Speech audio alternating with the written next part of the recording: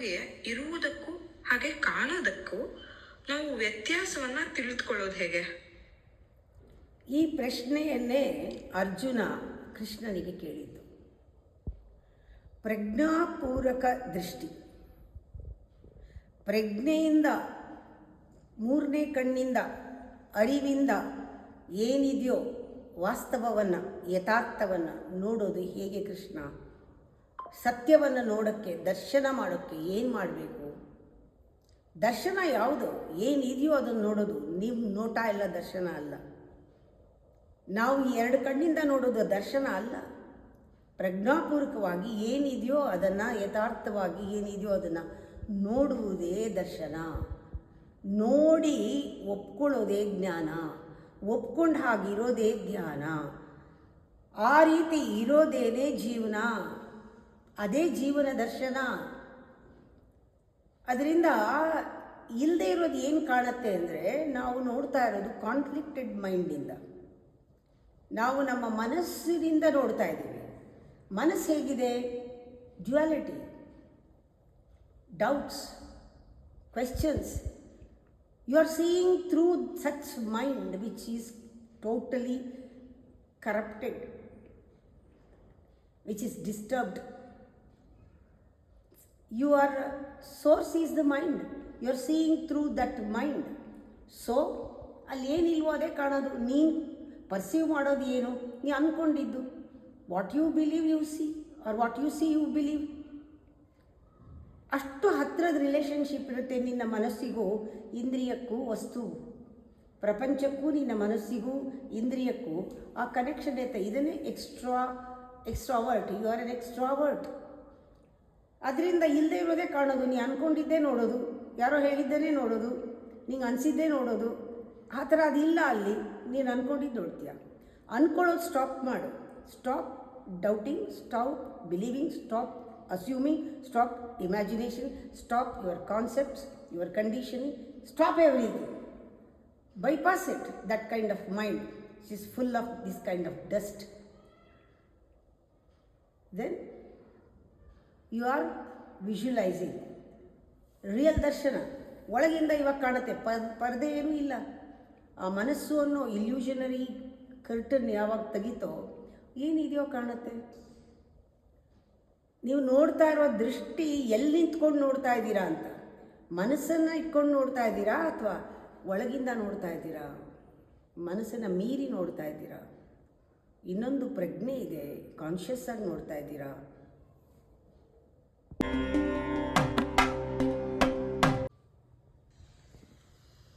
ಒಂದೇ ವಿಚಾರ ಒಂದೇ ಬಾರಿಗೆ ಒಂದೇ ಸಮಯಕ್ಕೆ ಬರೋದಕ್ಕೆ ಹೇಗೆ ಸಾಧ್ಯ ಆಗುತ್ತೆ?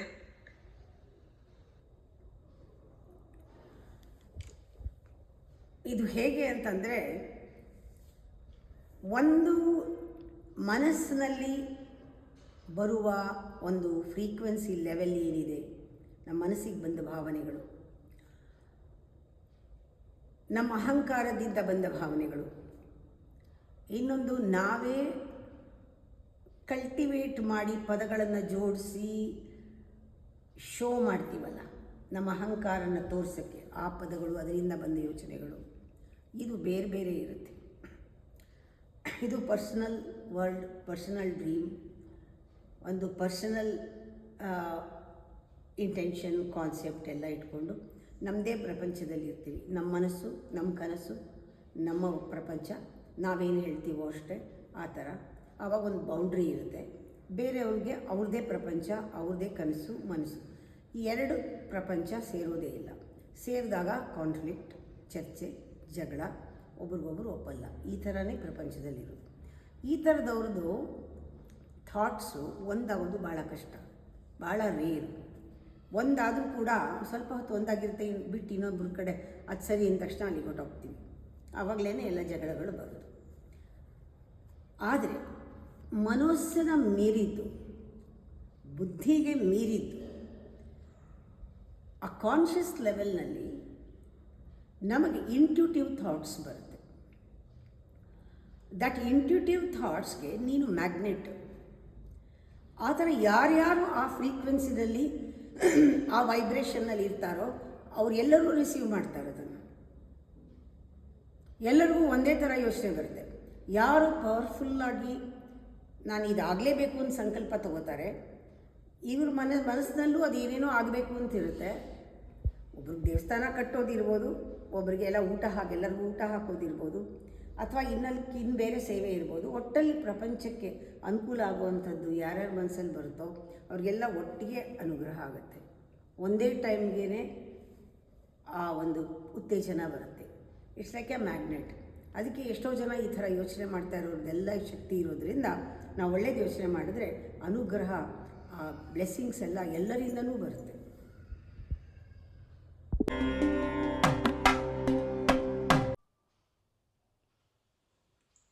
ಗುಬ್ಬಿ ಮೇಲೆ ಬ್ರಹ್ಮಾಸ್ತ್ರ ಅನ್ನೋ ತರ ಈ ಅಮಾಯಕರನ್ನ ಕೆಲವರು ಟಾರ್ಗೆಟ್ ಮಾಡಿ ಅವರ ತೀಟೆಯನ್ನ ತೀರಿಸ್ಕೊಳ್ತಾರೆ.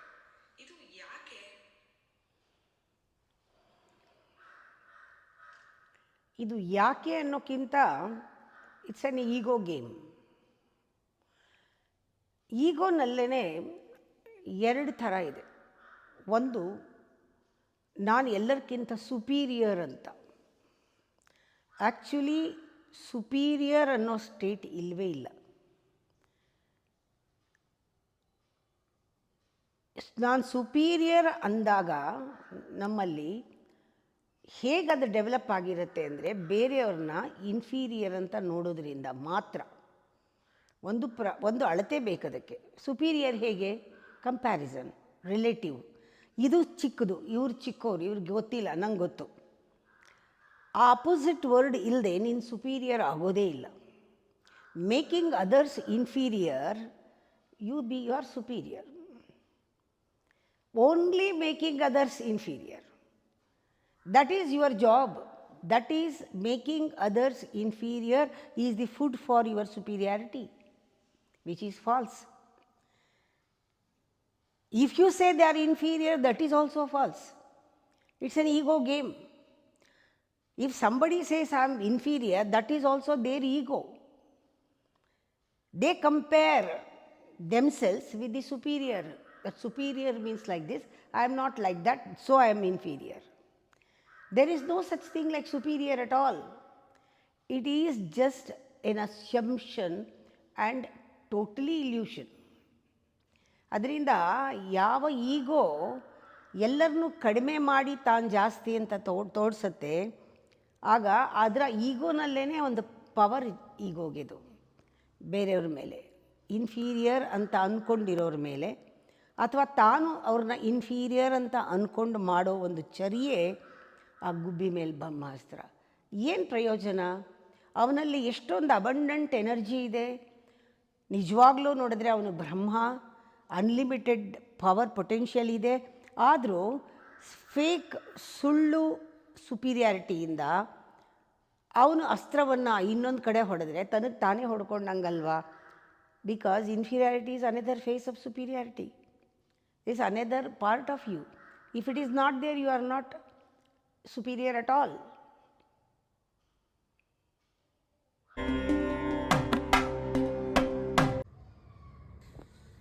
ಬಹಳಷ್ಟು ಜನಕ್ಕಿರುವಂತಹ ಗೊಂದಲ ಇದು. ಗುರಿಗಿಂತ ಉದ್ದೇಶ ಮುಖ್ಯನಾ ಅಥವಾ ಉದ್ದೇಶಕ್ಕಿಂತ ಗುರಿನೇ ಮುಖ್ಯನಾ?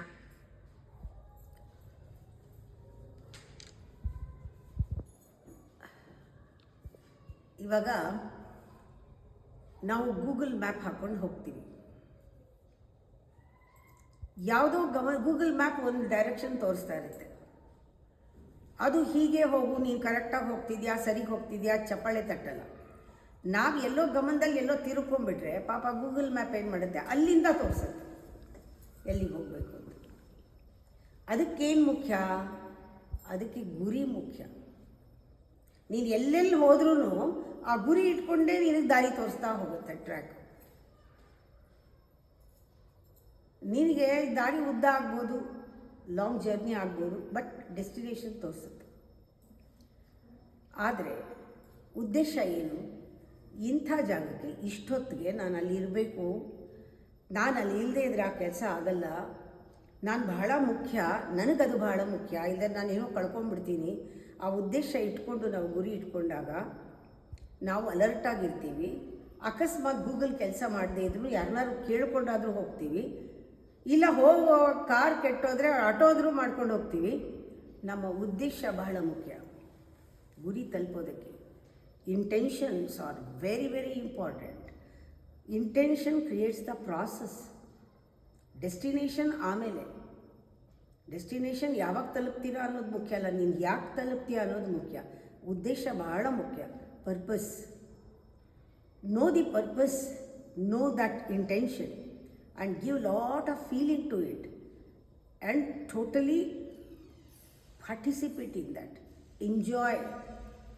Then your goal will be easy, you will reach the goal.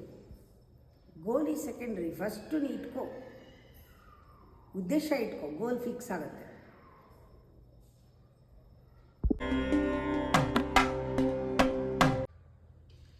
ಅಮ್ಮ, ಒಂದು ಕಾಮನ್ ಮೆಸೇಜನ್ನು ಕಳಿಸಿ ಅದರ ಪ್ರತಿಕ್ರಿಯೆಗಳ ಮೇಲೆ ಕ್ಯಾಟಗರಿಗಳನ್ನು ನಾವು ಮಾಡೋದು ಹೇಗೆ? ಈಗ ಒಂದು ಕಾಮನ್ ಮೆಸೇಜನ್ನು ಕಳಿಸಿ ಅದರ ಮೇಲೆ ಬಂದಂತಹ ಪ್ರತಿಕ್ರಿಯೆಗಳಿರುತ್ತಲ್ಲ, ಅದನ್ನು ನಾವು ಕ್ಯಾಟಗರೈಸ್ ಮಾಡೋದು ಹೇಗೆ? ಇದು ತುಂಬ ದಿನನಿತ್ಯ ಆಗೋದಿದೆ. ಮೆಸೇಜ್ ಕಳಿಸ್ತೀರಾ, ಎಷ್ಟು ಜನ ಆ ಮೆಸೇಜ್ಗೆ ಮೆಸೇಜ್ ಮಾಡ್ತಾರೆ, ಎಷ್ಟು ಜನ ಅದಕ್ಕೆ ಫೋನ್ ಮಾಡಿ ಉತ್ತರ ಕೊಡ್ತಾರೆ, ಎಷ್ಟು ಜನ ರೆಸ್ಪಾಂಡ್ ಮಾಡ್ತಾರೆ, ಯಾವ್ಯಾವ ಥರ ರೆಸ್ಪಾಂಡ್ ಮಾಡ್ತಾರೆ ನೀವೇ ನೋಡಿ. ಕೆಲವರು ಓದಿರೋದೇ ಇಲ್ಲ. ಇದೊಂದು ಕ್ಯಾಟಗರಿ ಮಾಡ್ಕೊಳ್ಳಿ. ಅಲ್ಲಿ ರೈಟ್ ಕಾಣೋದೇ ಇಲ್ಲ ನಿಮಗೆ. ಇದೊಂದು ಅಲ್ಲೇ ಒಂದು ಕ್ಯಾಟಗರಿ ಆಗೋಯಿತು, ಡಿಸ್ಕನೆಕ್ಟ್ ಆಗೋಗಿದೆ. ಯಾಕೆಂದರೆ ಅವ್ರು ಕನೆಕ್ಟೇ ಮಾಡಿಲ್ಲ.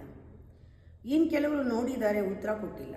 ಇವ್ರದ್ದೊಂದು ಕ್ಯಾಟಗರಿ ಮಾಡ್ಕೊಳ್ಳಿ, ಅವ್ರನ್ನ ಇನ್ನೂ ಸ್ವಲ್ಪ ದೂರ ಇಡಿ. ಕೆಲವರು ಏನೋ ಸೈನ್ ಹಾಕಿದ್ದಾರೆ, ಹೀಗೋ ಹಾರ್ಟೋ ನಗೋನೋ ಏನೋ ಹಾಕಿದ್ದಾರೆ, ಸ್ವಲ್ಪ ರೆಸ್ಪಾಂಡ್ ಮಾಡಿದ್ದಾರೆ. ರೆಸ್ಪಾಂಡ್ ಮಾಡಿದವ್ರದ್ದೆಲ್ಲ ಒಂದು ಕ್ಯಾಟಗರಿ ಮಾಡಿ.